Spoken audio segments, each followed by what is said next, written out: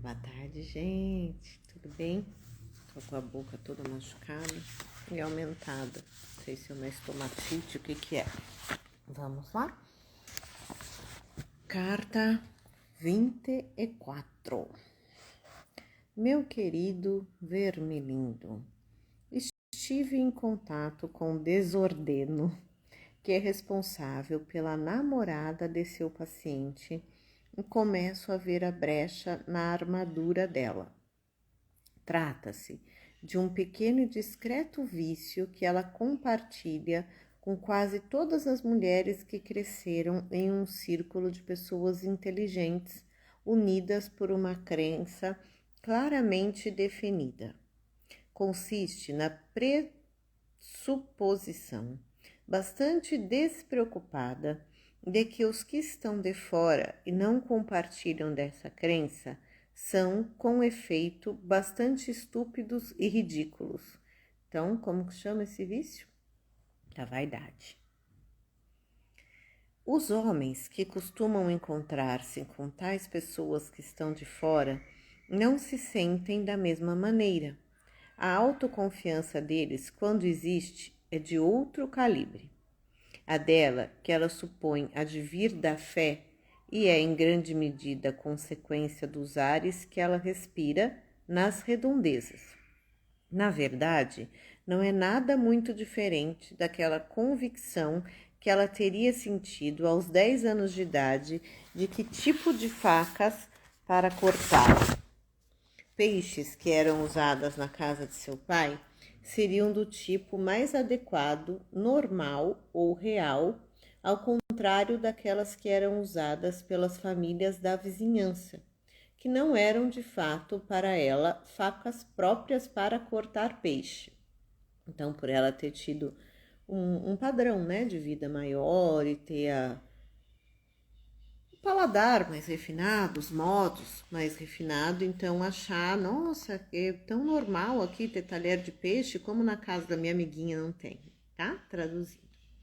Agora, o aspecto de ignorância e de ingenuidade em tudo isso é tão grande, e o aspecto de orgulho espiritual tão pequeno, que nos dá pouca esperança em relação à garota. Mas você já pensou sobre como isso pode ser usado para influenciar o seu próprio paciente? Então, o que ele está dizendo tem um pouco de orgulho aí, de vaidade espiritual, mas é mais por ignorância, né? Por ela não ter vivido em outros mundos e não ter presenciado, nem lido, nem visto outras pessoas, né? Outros modos de vida.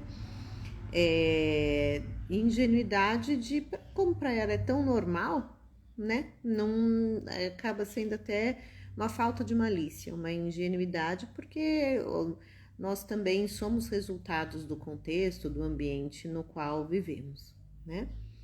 Mas já o paciente do Vermelindo, não. Então vamos ver as dicas agora do tio.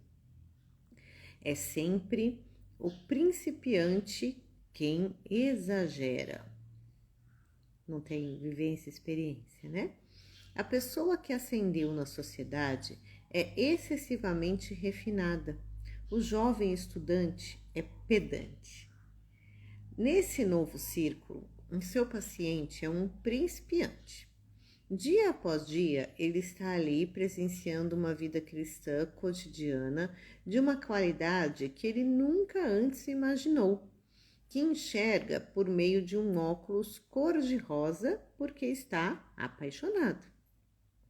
Ele está ansioso para imitar essa qualidade com a graça divina, né? Ele fala que é o inimigo que está comandando. Será que você conseguiria levá-lo a imitar esse defeito de sua amada e exagerar isso, colocar em outra proporção, a ponto de fazer o que era venial nela, né, um pecado venial,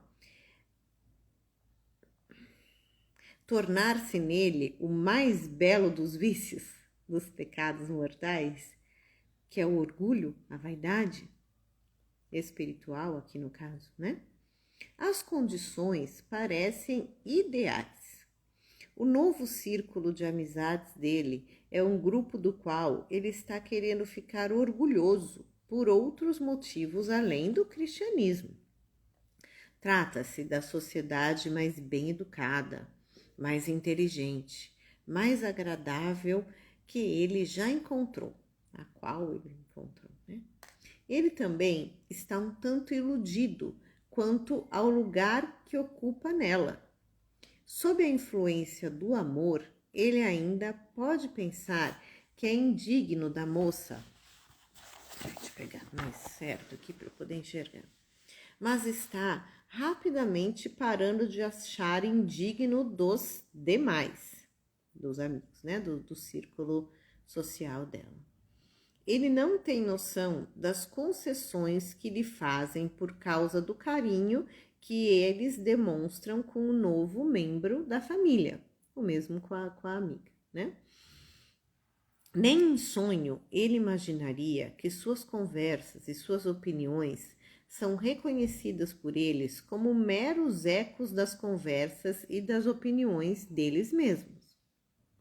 E ele sequer suspeita de que o prazer de que ele usufrui com esse povo seja para ele decorrência da energização erótica que a garota espalha ao seu redor. Ele pensa que gosta da conversa e do estilo de vida deles, por causa de alguma semelhança entre o próprio estado de espírito e o deles, quando na verdade eles estão tão acima dele e, portanto, se ele não estivesse apaixonado, estaria meramente intrigado e se sentiria repelido por muito do que ele agora aceita. Ele é como um cachorro que imagina que entende de armas de fogo, só porque o seu instinto de caça e amor pelo mestre o capacitam a apreciar um dia de caça. Ai, essa comparação foi boa, né? Ele está falando aqui que existe hierarquia, né? Das coisas, das pessoas, dos valores. Aí está a sua chance. Enquanto o inimigo, por meio do amor sexual e de pessoas muito agradáveis e bastante avançadas em seu serviço, dirigem o jovem bárbaro a níveis que ele nunca teria alcançado de outra forma, você deve fazê-lo sentir-se como se estivesse encontrando o seu próprio nível. Que essas pessoas são o seu tipo e que, vindo para o meio delas, ele esteja em casa. Quando ele se despede deles para se juntar a outro grupo, será tedioso. Em parte porque qualquer outro grupo social ao seu alcance é de fato menos divertido, ainda mais porque ele vai sentir falta do encantamento da jovem, né? Da namorada, da paixão. Você deve instruí-lo a confundir esse contraste entre o círculo que lhe dá prazer e o círculo que o entedia com o contraste entre cristãos e incrédulos. Ele deve ser levado a sentir o quanto nós cristãos somos diferentes. E por nós cristãos, ele deve querer dizer com efeito, mas sem que ninguém saiba, meu grupo. E por meu grupo, ele não deve querer dizer às pessoas que em sua caridade e humildade me aceitaram, mas as pessoas com quem eu me associo por direito. O sucesso consiste aqui em confundi-lo ao máximo. Confusão mental, né? Que é o que mais a gente vê hoje. Se você tentar torná-lo explícita e declaradamente orgulhoso de ser um cristão, provavelmente irá fracassar. As advertências do inimigo contra isso são conhecidas demais. Tem muitas passagens, né, do Evangelho. Se, por outro lado, você deixar cair por terra a ideia de nós cristãos e simplesmente deixá-lo complacente com o seu grupo, você não produzirá o verdadeiro orgulho espiritual, e sim mera vaidade social, que por comparação é um pecadozinho de nada. O que você deseja é alimentar uma mistura de pensamentos autoelogiosos que o mantenha ocupado demais para lhe permitir levantar a questão sobre o que exatamente estou me congratulando. A ideia de pertencer a um círculo íntimo, de estar em uma fraternidade secreta, é muito doce para ele. Aproveite-se disso. Ensine-o usando a influência dessa menina quando ela estiver nos momentos de rara tolice, a adotar um ar de diversão à custa das coisas que o incrédulo diz.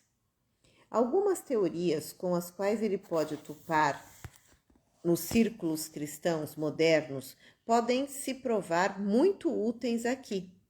Teorias, quero dizer, que depositam a esperança de bem da sociedade em algum círculo íntimo de clérigos, alguma minoria de teocratas.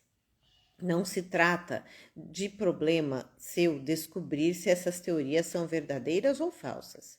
A grande coisa é tornar o cristianismo uma religião do mistério, em que ele se sinta um dos iniciados, ou seja, pertencente, né? Ou mais do que qualquer pessoa comum. Por favor, não encha suas cartas com bobagens sobre a guerra europeia, cujas implicações finais serão, no final das contas, importantes, mas isso é matéria para o alto comando. Não estou minimamente interessado em saber quantas pessoas foram mortas por bombas na Inglaterra. Se eu quiser saber em que estado de espírito morreram, basta-me consultar os arquivos do lado de cá. Que eles morreriam algum dia, eu já sabia. Por favor, mantenha o foco no seu trabalho. Com carinho, seu tio Maldanado. Então, lembrando, né, que essas cartas foram escritas ali antes da Segunda Guerra Mundial. Era ainda o Hitler que, pasmem, foi eleito democraticamente, né? E devagarzinho o seu mote era falar assim, não, eu fui soldado da Primeira Guerra, imagina que eu vou querer mais guerra, eu sou pacifista. E daí ingenuamente, né? Os outros governantes europeus, principalmente o inglês, acreditou e ele tacou-lhe bomba depois de ter conquistado, foi a Tchecoslováquia, não estou lembrando qual país que foi primeiro, foi um menor. Então, esse cenário não está interessante agora, né? Isso já está sabendo quem está indo para o inferno, ele vê lá pela lista e vai ter impacto depois de uma forma geral. Então, por isso que é para o alto comando do inferno. Então, essa é a questão. Queria manter a short live, hoje é sexta-feira, né? Também nada muito pesado, mas realmente eu queria deixar o recado como vai ficar na série, né, da nossa leitura comentada e também no YouTube, o meu extremo pesar, se é que é verdade, né, que o aborto de um bebê de 7 meses, super viável já, com todos os órgãos vitais aí já funcionando e quantos bebês já nasceram nesse tempo, né, foi assassinado, né? A mãe, uma menina de 11 anos, também outra criança, e que vai ter que passar por um parto, né? Igualmente. Então, por que não deixar a criança nascer viva? Se alguém puder me responder, por favor, eu queria escutar. Porque o parto vai ocorrer da mesma forma, né? Se é a questão biológica ou de violação. 7 meses, gente, 7 meses. O bebê, ou a bebê, não sei nem o sexo. E nem tô entrando aqui na história, né? Se foi estupro ou não, não é isso o meu interesse. É realmente entender qual é o argumento dessas procuradoras, ainda mulheres, hein? Feministas, de que diferença faz se um parto vai ter que ocorrer, né? E uma vida tá aí já super viável e poderia ser adotada. Aliás, eu mesma conheço várias pessoas que fariam isso, ainda tendo que a burocracia, né? Às vezes a criança nem ser adotada, tão bebê, ficar num abrigo, mas enfim, ela tá tendo a dignidade humana, né? Que foi tirada dela, assim, sem ela nem saber, e dessa menina, muito provavelmente, com muito pouca informação, principalmente espiritual, né? Deus as proteja, nossa Mãe Maria também, e refletamos, gente, não sejamos macaquinho de auditório, ovelha de manchete, para usar as expressões da Ana Paula Henkel, do Padre Paulo Ricardo, porque é uma vitória do mal danado, Vermelindo e etc. Muito triste, muito triste para nós como seres humanos, né? E principalmente para nós cristãos que sabemos, né, os valores e a hierarquia sem querer ser orgulhosa espiritual, até somos muito miseráveis, né? Mas sabemos das consequências, né? Enfim, nada muito para comemorar, a não ser que realmente não tenha sido realizado, como alguns influenciadores estão falando. E queria parabenizar aqui em público a juíza. Eu não vi a sessão, né? Mas pelo que eu li, me parece que ela foi bastante humana, né? E dá o meu pesar ao senhor Glenn e ao pessoal do Intercept e companhia, que esconde fatos, né? Que jornalismo é esse que esconde fatos de um assunto que está tratando, né? E que já estava aí correndo. Para que se meter? Que relevância isso tem só para a vida dessas pessoas, né? Principalmente de um bebê inocente, uma criança inocente, colocar em mídia e distorcendo e omitindo ou mentindo fatos. Queria essas duas respostas, por favor, se alguém puder me ajudar ou fazer chegar aí ao senhor Glenn e pessoas desse Intercept e a essa procuradora Daniela Escobar ou outros membros aí que optaram por isso, tá bom? Bom resto de sexta então e final de semana. Tchau, tchau.